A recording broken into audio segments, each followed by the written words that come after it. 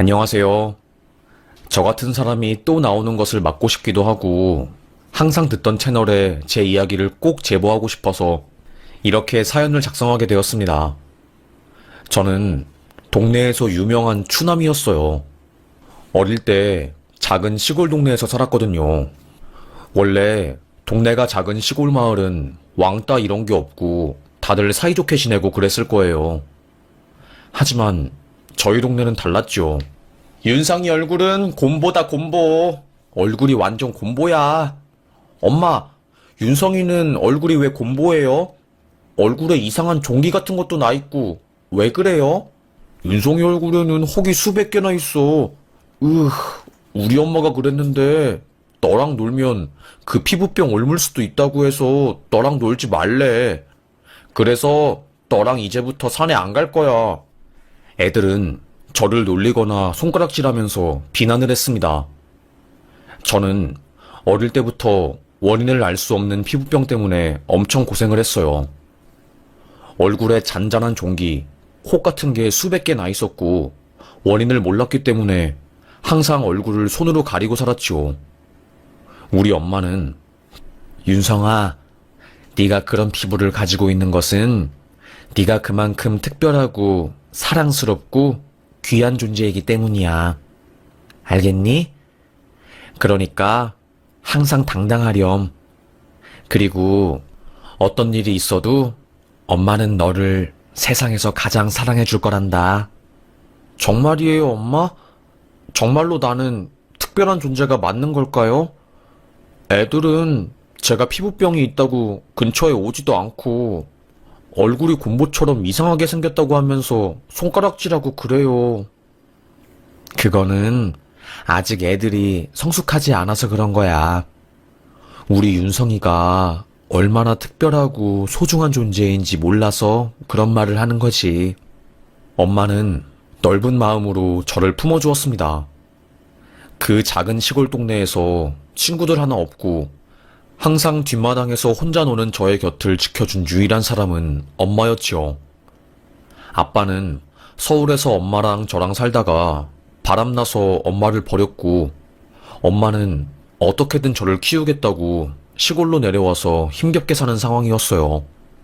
하지만 그 극한의 상황에서도 제가 가난 때문에 서러움을 느끼지 않도록 정말 행복하게 저와 매일 놀아주었고, 세상에서 가장 행복한 추억을 남기기 위해서 엄청 많이 노력해줬어요.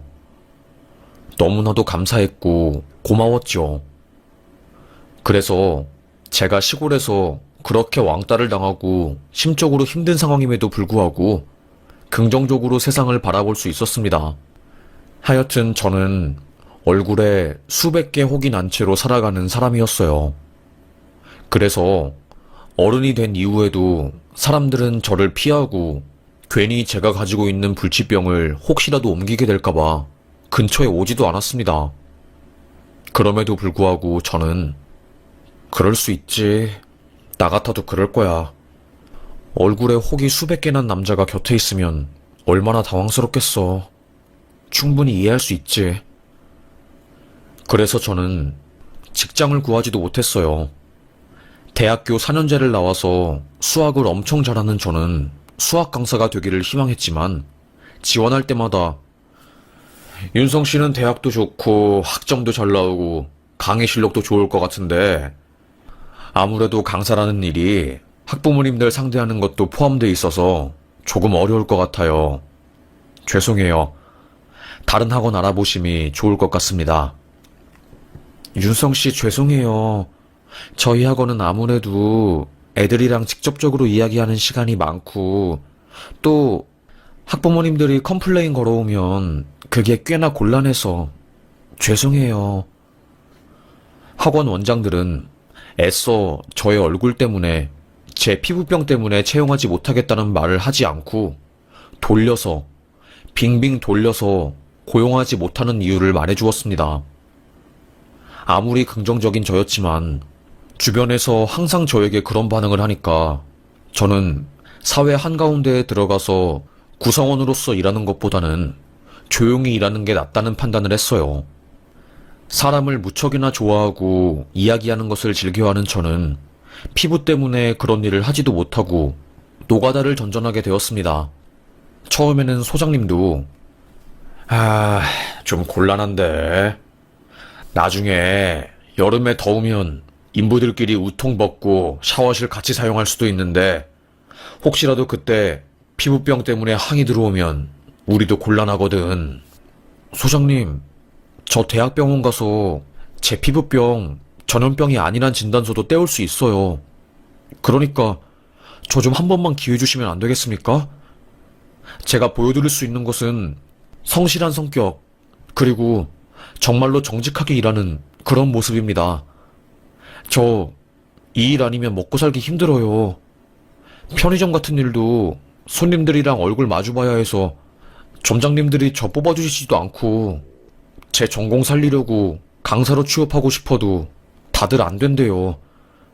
그래서 거절당하고 또 당하다가 결국에 선택한 게 노가다입니다. 소장님, 저 일 안 하면 당장 먹고 살 돈도 없고 죽어야 해요. 제발요. 저 좀 살려주세요. 제발요. 에휴, 윤성씨 학교도 좋고 그런데 참 그 피부 때문에 힘들게 살았네. 알겠어. 내가 인부들한테 잘 말해가지고 윤성씨 피부 그거 전염병 아니라고 말해줄게. 감사합니다. 저 정말로 열심히 일하겠습니다, 소장님. 정말로 너무너무 감사합니다. 90도로 숙여서 소장님에게 감사의 인사를 전했습니다. 그렇게 저는 노가다 일을 하게 되었어요. 인부들은 다행히 제 피부병을 이해해 주었고 다들 착하고 마음이 넓어서 제가 가진 신체적 질병들을 문제 삼지 않고 다들 서로서로 도와주면서 행복하고 편안하게 나름대로 일할 수 있게 되었습니다. 저로서는 축복이었어요. 윤성 씨는 그 피부 때문에 고생이 많았을 것 같아. 병원에서는 치료할 수 없대? 네. 이게 국소적으로 난 게 아니라 전체적으로 피부 자체에 병이 난 거라서 레이저를 할 수도 없고 설령 수술한다고 해도 흉터 같은 게 온몸을 뒤덮을 거고 제가 또 셀로라이트? 하여튼 수술하면 흉터 잘 지는 몸이라서 수술도 함부로 못한다고 하더라고요.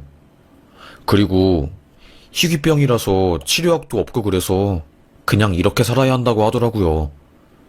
유전이라고 하는데 아버지 친척분 중에 이런 분이 있으셨나 봐요. 에휴, 윤성씨 같은 사람들이 진국인데 내가 마음이 다 아프네.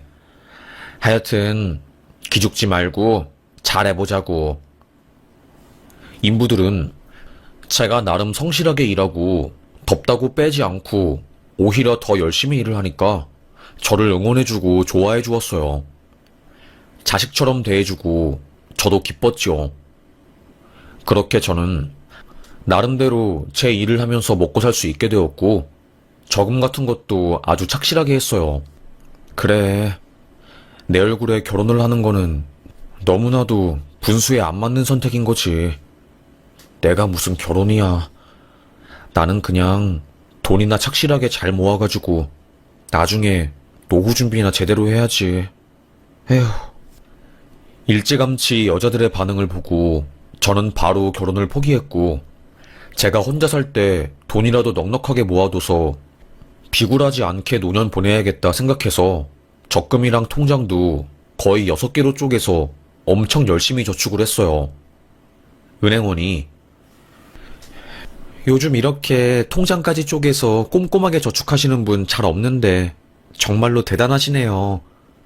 차근차근 이대로만 하시면 원하시는 노후 준비도 다 가능하실 것 같고 지금 주택청약 적금 넣으시는 것도 10년이 넘어서 우선순위에 올라가서 잘 되실 것 같아요. 은행원들조차 저를 칭찬해줄 정도였습니다. 그도 그럴 것이 노가다로 일당 받을 때면 항상 일 끝나고 은행 가서 바로 넣었기 때문이었지요. 여튼 그렇게 저는 노가다 일하면서 돈도 악착같이 아끼고 핸드폰도 안 바꾸고 항상 도시락 사서 다니면서 제 나름대로 살 길을 찾으며 잘 살았던 것 같아요. 시간이 흘러 제 나이가 거의 반백이 다 되었지요. 저는 나름대로 공사판에서 짬이 좀 찬 사람이 되었고, 사람들도 더 이상 저를 무시하거나 함부로 하지 못했습니다. 서당계도 3년이면 풍어를 읊는다고, 저도 그곳에서 거의 10년 이상을 일하다 보니까 전기 배선 까는 일이나 수도 관련 일은 뭐 그냥 눈 감고도 할 수 있을 정도로 익숙해졌지요. 그래서 먹고 사는 데에는 전혀 걱정이 없었습니다. 다만 여전히 피부 때문에 사람들이 저를 피하거나 차별하는 것은 여전했지요. 윤상 씨는 더워 죽겠는데 목욕탕도 못 가고 어쩌면 좋아. 안 답답해? 에휴, 어쩔 수 없죠. 제가 안고 가야 할 운명인 거지. 뭐 다른 건 없죠. 어떻게 해요? 누구 탓한다고 해서 제 인생이 바뀌는 것도 아니고. 저는 그때 괜히 서러웠어요. 같이 일하는 인부들은 서로 모여서 목욕탕 가서 시원하게 씻고 막걸리 마시러 가는데, 저는 피부병 때문에, 사람들 항의 때문에 목욕탕도 못 가고, 남들이 즐기는 것들 하나도 못 즐기고, 당연하게 생각하는 것들을 절대로 당연하지 않게 생각할 수밖에 없는 현실이 좀 슬펐습니다. 결혼은 진작에 포기했는데 결혼 이외에 더 사소하고 잔잔한 것들에 제약이 생기니 나이 50이 되었는데도 우울하고 바뀌지 않는 현실에 답답하더라고요. 제가 속상한 마음에 동네 목욕탕 앞에 앉아 하늘을 보고 있었어요. 에휴, 밤이 이렇게 까맣고 별은 반짝이는데 나는 언제쯤 저 빛나는 별처럼 사랑받을 수 있을란가 모르겠다. 속상한 마음에 눈에 눈물이 고일 뻔했을 때 목욕탕에서 한 남자가 나오더라고요. 왜 남의 목욕탕 입구에 앉아있어? 그리고 어깨는 왜 그리 축 처져 있어? 아닙니다. 황급하게 말을 돌리고 나가려고 한 순간, 목욕탕 온 거 아니에요? 왔으면 한번 씻고 가지요. 곧 마감 시간이라서 물도 빼고 청소할 건데. 피부병 때문에 목욕탕 못 가요. 사실 속상해서 목욕탕 앞에서 느낌이라도 내고자 서 있었던 건데, 이거 참 기분이 묘하네요. 그런 거였어? 전염병이요? 전염병은 아닙니다. 그런데 보기에 흉해서 그렇지. 전염병 아니면 목욕탕 오시오. 사람들 시선이 부담스러우면 12시에 탕에 물 빼고 새벽에 청소하니까 그 전 시간에 오시든가.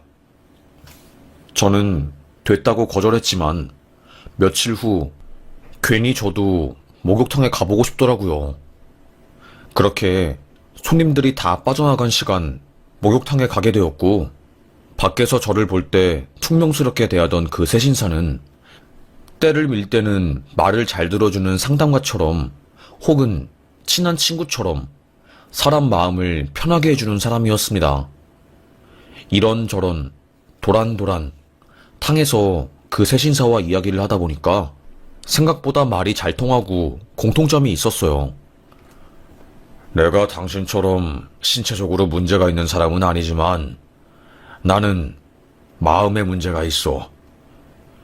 우리 딸내미, 사랑스러운 딸내미 결혼시킨다고 모아둔 돈 다 줬더니 사위 녀석이 그 돈으로 사업해서 날리고, 그래서 내가 술 마시다가 알코올 중독되어서 죽을 뻔하다가 정신 차리고 새 신사로 취업한 거 아니요. 그래도 여기서 사람들 사는 이야기 듣다 보면 위로가 되고 참 좋아요. 저와 그 새 신사는 각자의 상처들을 하나둘씩 꺼내놓으면서 꽤나 가까워졌어요. 저는 개인적으로 감사했고 고마웠죠. 어찌되었건 그 새 신사 덕분에 태어나서 처음 목욕탕을 가게 되었고, 거기서 좋은 경험을 했으니까요. 그렇게 저는 일한 후에 쉬다가 그 목욕탕이 문 닫기 전 시간에 들어가서 샤워하고 씻는 게 하나의 루틴처럼 잡혀서 굉장히 균형적인 삶을 살고 있었어요. 딱 한 가지 빼고요. 그거는 바로 여자였죠. 여자. 내 인생에 여자가 어딨어. 얼굴도 곰보에다가 능력도 없는 날 누가 좋아하겠어. 하고 일찌감치 결혼을 포기한 저였지만 그래도 외롭고 다른 사람들이 결혼해서 아이 낳고 사는 모습을 보니까 부럽긴 하더라고요. 내일 모레 반백인 저였지만 결혼만큼은 마음을 비우려고 노력해도 비워지지 않는 부분이었습니다. 참 많이 힘들었어요. 참, 세상이 이렇게 불공평하다니. 남들보다 조금 못생기고 피부병이 있다는 이유 그 하나만으로 세상을 사는 난이도가 이렇게 올라가다니 너무 슬프고 힘들다. 저의 이런 고민들을 들어주는 사람은 새신사가 유일했습니다. 함씨, 그렇게 생각하지 마요. 다 제 짝이 있더라고요. 제가 새신사 일해보면서 사람들 이야기를 많이 듣잖아요. 차라리 잘못된 결혼을 할 바에 혼자 사는 게 훨씬 낫겠다 싶더라고요. 그러니 조급해하지도 말고 슬퍼하지도 말아요. 세상 일은 다 이유가 있더라고요. 알겠지요, 함씨? 아휴, 그래요. 고마워요. 그래도 얼굴에 곰보 나서 손님들이 싫어하는 나를 받아주는 목욕탕은 이 집이 유일하니까 이 집 덕분에 제가 참 위로 많이 받습니다. 그러다가 제가 잠깐 일이 바빠서 몇 달 동안 목욕탕을 못 가게 되었어요. 그러다가 저에게 기적이 생긴 거였죠. 얼굴이 곰보라서 반평생을 홀로 살았던 저에게 기적이 일어난 겁니다. 그건 바로 여자가 생긴 거였어요. 건설 현장에서 만난 여자였어요. 노가다 하는 여자는 아니고 이제 격리라는 여자였는데 나이는 30 후반이었고 한 번 이혼 경력이 있다고 하더라고요. 그런데 그 여자가 이상하게 저한테 말도 많이 걸고 오늘 밥 드셨어요? 안 드셨으면 저랑 같이 밥 먹으러 가실래요? 참, 제가 많은 인부들 만나봤는데 함 선생님이 가장 신사 같고 매너 있으셔요. 아니, 이렇게 좋은 남자를 안 데리고 가고 여자들은 뭐 한대요? 진짜로 알 수가 없어. 이런 식으로 저를 칭찬하는 말을 많이 해주었습니다. 여자를 잘 모르는 저로서는 그런 말들에 어떻게 반응해야 할지를 몰랐어요. 그저 멋쩍게 허허 웃을 뿐이었죠. 거의 한 4달 정도는 가깝게 수다도 떨고 이야기도 하면서 지냈던 것 같아요. 그런데 갑자기 그 격리가 저에게 말을 한 겁니다. 눈치 없다는 말 많이 듣지 않아요? 저 말하는 거죠? 아닌데. 그런 말은 거의 들어본 적이 없는데 되려 나보고 사람들이 눈치가 빠르다는 말 많이 하는데. 그럼 왜 제 마음은 모르세요? 순간 저는 온몸에 전기가 찌릿하고 오는 듯한 기분이 들었어요. 네? 저는 벙찌게 되었지요. 그러자 그 격리는 저요. 그쪽이 좋아요. 그냥 좋아요. 그래서 자꾸 제 마음을 은근슬쩍 표현해봤는데 왜 모르세요? 저는 여자가 저에게 먼저 호감을 표시한 것도 처음이었고 사랑이라는 감정이 익숙하지 않았기 때문에 모든 게 너무 당황스럽고 놀랐어요. 그 여자는 저에게 적극적으로 호감 표시를 하게 되었고 저도 얼떨결에 마음을 열면서 만나게 되었지요. 처음에는 곰보에다가 피부병도 있고 못생긴 나를 왜 좋아하는지 의심이 들었어요. 그런데 만나면 만날수록 이 여자가 정말로 진국이고 나를 있는 그대로 사랑해주는 유일무이한 여자라는 생각이 들어서 제가 더 빠지게 되었고 더 사랑하게 되었습니다.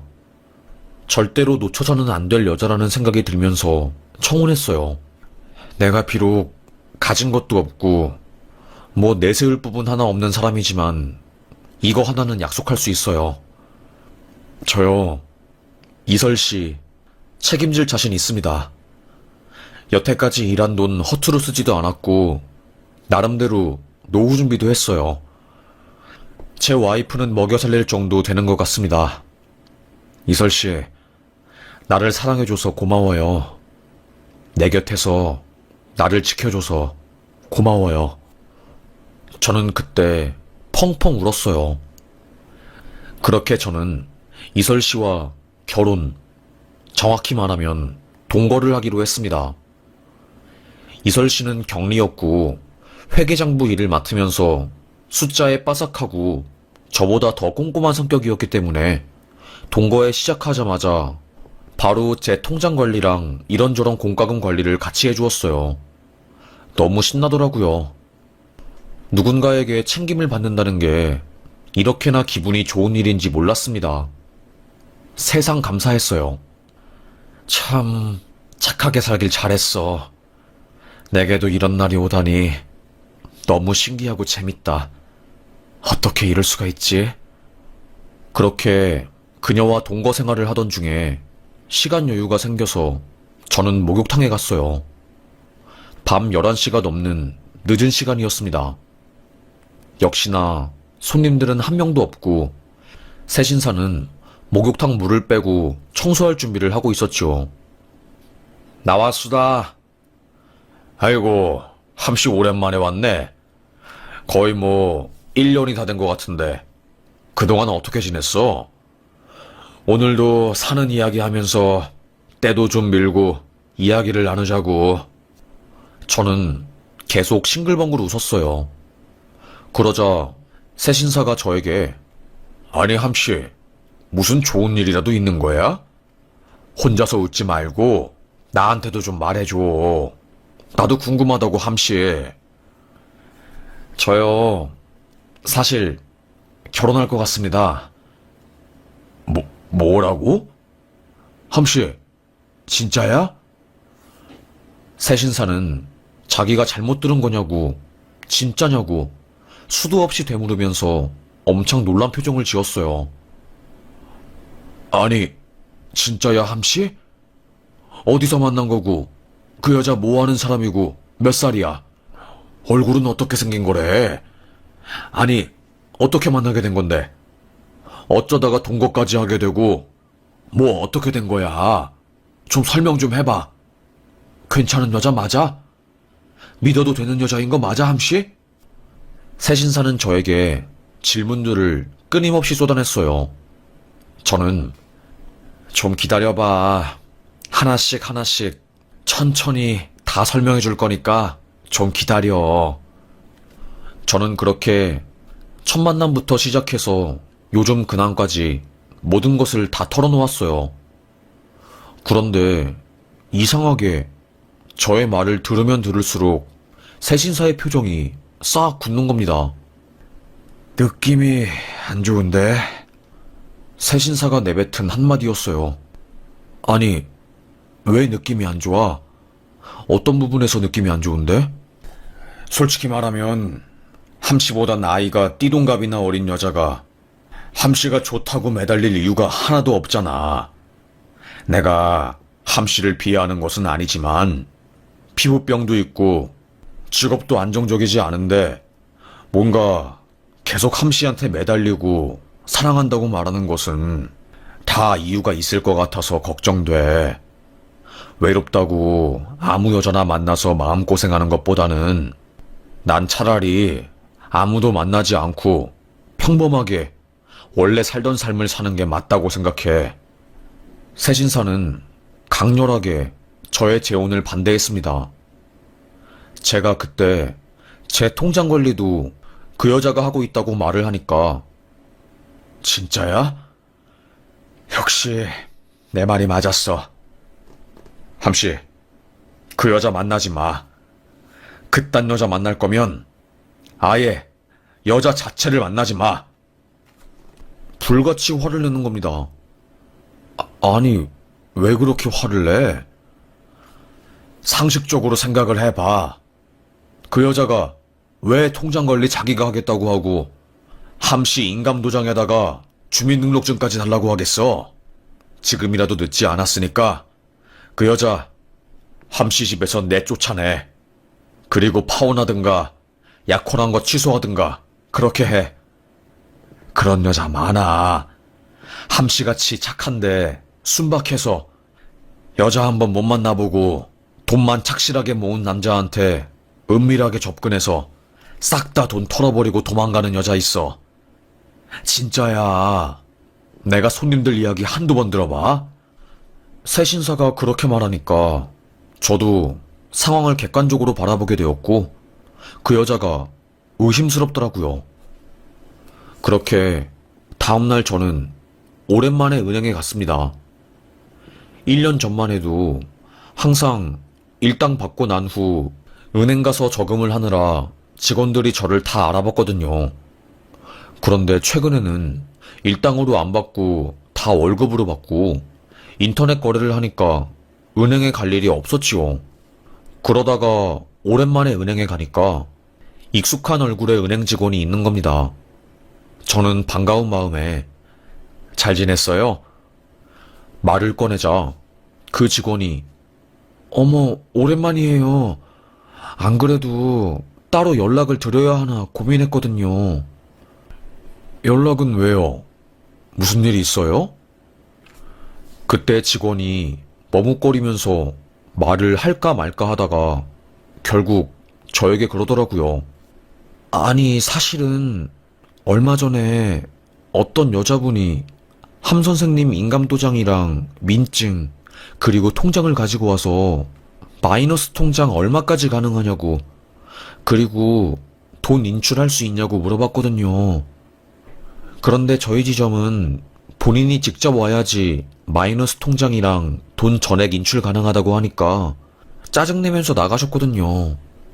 그리고 나가면서 제2금융권이랑 3금융권에서 대출 쉽게 받는 법이랑 마이너스 통장 뚫는 법 이런 거를 물어보셔서 느낌이 너무 안 좋아서 그래서 따로 연락 드려야 하나 말아야 하나 고민했거든요. 순간 저는 심장이 쿵했습니다. 그 새신사 말이 맞았어요. 그 여자는 저를 사랑해서 접근한 게 아니라 순박하고 착실하게 살아온 저의 돈을 노리고 접근한 여자였던 겁니다. 그래서 제 인감도장이랑 민증 그리고 통장을 달라고 해서 월급이랑 돈 관리해주는 척 하면서 싹 다 그거를 훔쳐서 도망갈 생각을 했던 것이었죠. 진짜 얼마나 충격인지 말도 못했어요. 저는 은행에서 주저앉아서 한참 동안 멍을 때릴 정도였으니까요. 저는 바로 집에 갔고 집에 있는 그녀에게 말했습니다. 우리 결혼하는 거 없던 일로 해. 그녀는 당연히 눈이 동그랗게 되면서 무슨 일이냐고 왜 그러는 거냐고 하면서 저에게 되물었죠. 저는 당신 나 사랑해서 지금 동거하는 거 아니잖아. 나 눈치 대충 다 챘고 법적으로 고소하거나 뭐 복수할 생각 없으니까 지금이라도 멈춰. 내 통장, 인감도장, 민증 싹 다 줘. 제가 이 말을 하니까 그녀는 엄청 당황하면서 발뺌을 하더라고요. 나 못 믿어? 왜 당신은 주변 사람들 말만 믿고 내 말은 안 믿어? 왜 다른 사람들 말을 듣고 그렇게 흔들려서 이 난리를 치는 거냐고. 그녀의 말을 들으니 그녀 말도 일리가 있더라고요. 순간 흔들릴 뻔했지만 저는 굴하지 않고 다시 말했습니다. 됐고 다른 변명은 필요 없어. 그러니까 나가. 내 집에서 빨리 그냥 나가. 제가 고래고래 소리를 지르니 그 여자는 결국 마지막에 본성을 드러내더라고요. 아이씨, 곰보 아저씨 비위 살살 맞춰주면서 돈 좀 뜯어내려고 했더니 눈치 빠른 주변 사람들 때문에 다 망쳤네. 그래, 나 당신 돈 보고 만난 거 맞아. 그런데 알고 보니 돈도 별로 없어 보이니까 내가 떠나줄게. 나도 아저씨, 아니 할아버지 뻘 비위 맞춰주느라 죽을 뻔했어. 와, 충격이었습니다. 그녀가 집을 나가자마자 저는 손이 덜덜 떨리고 심장이 엄청 빨리 뛰었습니다. 부들거리는 심장을 겨우 부여잡고 목욕탕에 가서 새신사에게 이 모든 이야기를 말해줬더니 갑자기 새신사가 밖을 나간 후에 핸드폰을 가지고 온 겁니다. 그리고서는 폴더폰을 한 손으로 딱 열어서 사진을 보여준 겁니다. 새신사가 보여준 사진은 제 아내의 얼굴이었어요. 이거 어떻게 가지고 있냐고 물으니까 당신 아내냐고, 목욕탕에 자주 오는 인부가 한 명 있는데 몇 년 전에 건설업장에서 경리 만나서 동거했다가 통장에 돈 다 뺏기고 도망쳤다고 했는데 그 인부가 혹시라도 이 사람 보면 말해달라고 해서 사진 가지고 있었던 거라고 한 겁니다. 그러니까 제 아내는 저 말고도 몇 년 전부터 착실하게 돈 모아온 인부들을 대상으로 그런 극악무도한 짓을 벌인 거였습니다. 와, 정말로 소름이 끼치더라고요. 제가 못생기고 사람들이 안 좋아하게 생겼으니 자기가 다가가면 바로 빠져들 거라고 생각을 했고, 그래서 저에게 접근한 거였습니다. 그녀의 정체는 아주 충격적이었어요. 함씨 몰랐구나. 그 여자 되게 유명했어. 그래서 예전에 노가다판에서 격리 조심하라고 큰일 난다는 이야기 있었는데 그 말 못 들었구나. 그제서야 저랑 함께 일하던 인부들은 그 여자의 실체에 대해서 하나 둘씩 말해줬어요. 그 경리 강원도에서 도박하다가 집 날리고 차 압류당하고 난리도 아니었댄다. 부모님들도 결국 딸 인생에서 손떼기로 했고, 그래서 돈 벌려고 별짓 다 하는 거야. 비위도 좋지. 와, 정말 충격이었습니다. 그 여자는 겉으로 보기에는 세상 순박하고 착하고 친절해 보였거든요. 그런데 그 얼굴 뒤에 그런 소름 끼치는 마음이 있을 줄은 몰랐습니다. 결국에 저는 그 여자랑 파혼하게 되었고, 새신사에게 가서 모든 것을 다시 털어놓았어요. 함씨, 사람 조심해. 돈이고 뭐고 함씨처럼 순수하고 착하고 선한 인상 가지고 있는 사람들은 무조건 사람을 조심해야 하는 거야. 저는 격하게 공감되었습니다. 그렇게 저는 사기꾼을 떨어뜨리고 집도 이사가고 핸드폰 번호도 바꾸고 통장 비번도 바꾸는 등 철저하게 모든 것을 새롭게 했어요. 그리고 다시 다짐했죠. 그래, 내 팔자에 무슨 사랑이야, 무슨 결혼이야. 그냥 지금 있는 인생에 감사하면서 살아야지. 에휴, 다시 한번 체념하게 되었습니다. 그런데 솔직히 말하면 심적으로 타격이 크더라고요. 그래서 결국에 상담을 다니면서 마음을 돌보던 중에 추천으로 주말마다 보육원 봉사를 하게 되었고, 그게 제 인생을 바꾸어 놓았습니다. 거기서 저와 같은 피부병을 앓고 있는 여자를 만나게 되었고, 그 누구랑도 깊게 할 수 없었던 이야기들을 하게 되면서 순식간에 서로에게 빠져들게 되었어요. 그녀는 40 후반이었고 저는 50이었지요. 서로의 마음을 확인한 순간 불같은 사랑을 하게 되었고, 저는 이전 사랑으로 다친 마음을 망각하고 결혼에 진짜로 꼴이 나게 되었습니다. 그 여자는 저에게 확신을 주었고, 그렇게 곰보 얼굴에 모두에게 손가락질 받고 장가 못 갈 거라고 무시받았던 제가 깊은 마음고생을 한 후에 엄청난 기회로 결혼에 꼴이 나게 되었네요. 그래서 지금 다음 달에 아이가 나와요.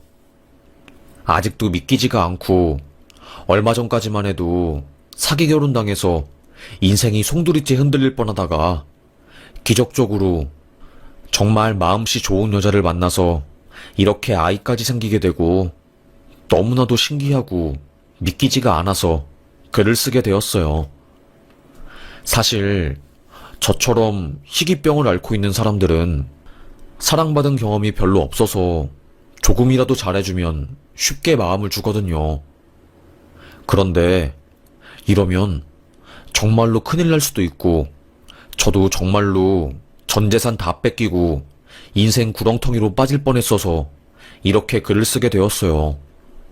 혹시라도 저 같은 사람이 있다면 그 늪에서 빠져나오고 제발 당하지 않았으면 하는 마음에서요. 참 사람 사는 게 힘들면 외로워지고 꼭 외로울 때 상황 판단을 잘못해서 큰일을 겪게 되더라고요. 외로우면 외로울수록 안으로 파고들지 말고 외부 활동 많이 하면서 사람들 많이 만나는 게 가장 좋은 것 같아요. 그래도 저는 사기당할 뻔하고 심적으로 크게 상처받고 힘들었지만 힘들었기 때문에 그런 경험이 있었기 때문에 좋은 여자를 만나고 그 여자가 좋은 여자인지 나쁜 여자인지 알아볼 수 있는 눈을 가졌다고 생각을 해요. 곰보에 뭐 하나 잘난 게 없는 저에게 잘나고 젊고 이쁜 여자가 왔을 때부터 대충 눈치챘어야 하는데 제가 바보였죠. 뭐 부디 저 같은 일을 겪지 않고 평탄하게 행복한 결혼 생활 할 수 있는 배우자 만나시길 바라는 마음으로 이렇게 글을 쓰게 되었네요. 그래도 요즘은 결혼하고 나서 든든한 나의 편, 어머니가 돌아가신 이후로 망망대해 혼자 사는 기분이었는데 이제는 세상 튼튼한 울타리 속에서 마음껏 뛰노는 인생이 된 것 같아서 행복하네요. 저 같은 사람도 사랑받고 결혼하니 여러분도 할 수 있을 거라고 생각합니다. 힘들어도 우리 웃으며 살아요. 감사합니다.